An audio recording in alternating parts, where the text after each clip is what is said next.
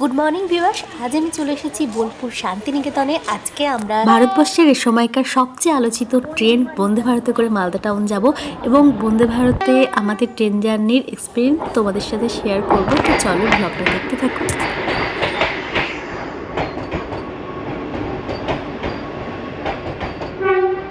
আমাদের ছিল C9 coach. এখানে দরজা ওপেন করার কোনো ব্যাপার নেই, অটোমেটিক ওপেন হয়ে যায় মেট্রো রেলের মতো। তো আমরা উঠে গেলাম।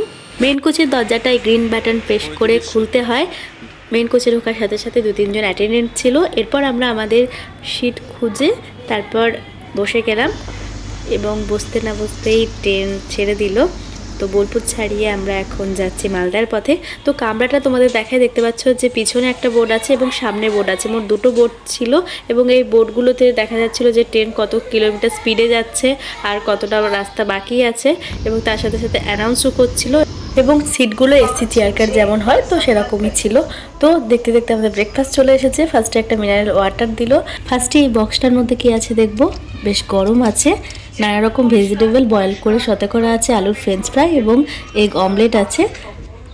আর তার সাথে দিচ্ছে ফ্রুট জুস, একটা জ্যামের এবং একটা টমেটো সসের একটা কেচাপ প্যাকেট। আর এটা হচ্ছে ব্রাউন ব্রেড 2 পিস ছিল এবং তার সাথে ছিল আমুলের বাটার এবং লটি চকোপি।